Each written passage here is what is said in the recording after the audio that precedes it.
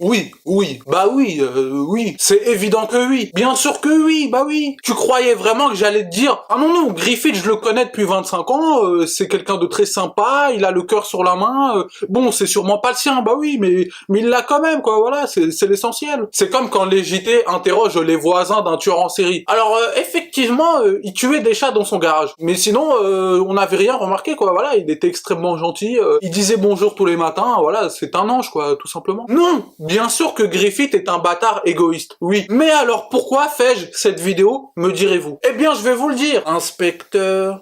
Si vous voulez bien prendre ma déposition, bien sûr, hein. C'est juste qu'à chaque fois que je vais sur les réseaux, je vois des commentaires du style « Oh, Griffith est un FDP, quel gros bâtard, sa maman mange des pasta box. » Alors oui, ok, tu as raison, hein. Enfin, je sais pas si sa mère mange des... Enfin bref, c'est pas le sujet, mais ok, tu as raison. Maintenant, je trouvais ça intéressant dans cette vidéo d'essayer d'aller plus loin, d'essayer de comprendre pourquoi Griffith a-t-il fait ça. Pourquoi Griffith est un antagoniste si intéressant. Alors attention, comprendre ne veut pas dire excuser, mais simplement comprendre, comme sa définition l'indique. Et bien sûr que toute cette vidéo, ce n'est que mon avis, ce n'est que ma propre interprétation. Donc peut-être que je dis n'importe quoi, oui, c'est une possibilité. Peut-être que t'as Kentaro Miura qui va arriver dans les commentaires. Eh gros, tu dis de la merde, relis mon manga parce que là ça va pas. Peut-être, oui, mais de toute façon je ne comprends pas le japonais. Donc vas-y Miura, lâche-toi dans les commentaires, je n'écouterai rien. Oui, nanani, naner, effectivement. Bien, donc déjà, premier point, très rapide, depuis le début, Griffith est présenté comme quelqu'un d'extrêmement ambitieux et prêt à tout pour réaliser son rêve. Depuis le début, Griffith ne montre aucune compassion envers ses camarades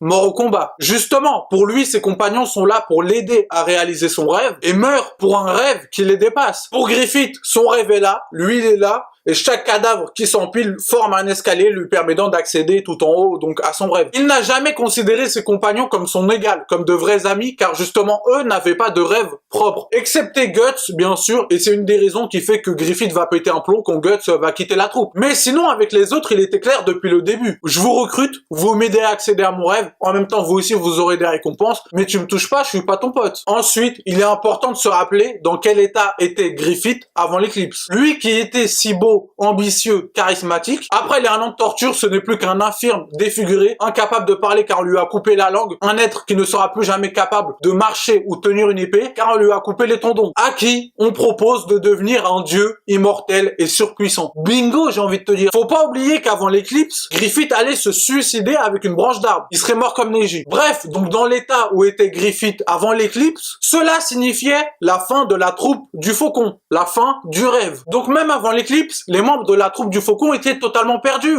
et se questionnaient sur leur avenir, sur ce qu'ils allaient devenir. Bon, sûrement qu'ils auraient préféré être totalement perdus et au chômage plutôt que bouffés par des démons. Oui, sûrement, c'est une évidence, mais on n'a pas toujours ce qu'on veut dans la vie, hein. C'est pas toi qui décide, ok? Mais comme dit précédemment, Griffith a toujours considéré que ses compagnons étaient là pour servir son rêve à lui. Donc, comme ses compagnons partageaient son rêve et qu'ils étaient là pour l'aider à réaliser son rêve, peut-être que pour lui, ses compagnons vivaient à travers lui et qu'en se sacrifiant, il l'aidait à réaliser son rêve. C'est comme s'ils avaient réussi leur mission, ce pourquoi il les avait recrutés. Donc je ne pense pas que Griffith se considère comme étant méchant. Je ne pense pas qu'il considère avoir fait un acte mauvais. Griffith serait donc un être amoral et non immoral. Et c'est pourquoi Griffith est effectivement un gros bâtard égoïste, oui, mais c'est aussi l'un des antagonistes les plus intéressants, tout manga confondu. Et charismatique aussi, ça c'est une évidence. Alors là, normalement, tu vas me dire, alors oui, amoral, immora, mora, tout ça, oui, c'est bien gentil, hein, mais il a quand même violé Casca. Donc qu'est-ce que t'as à dire pour sa défense là, monsieur l'avocat de Griffith, hein? Oula, ah oui, oula, merde, merde, merde.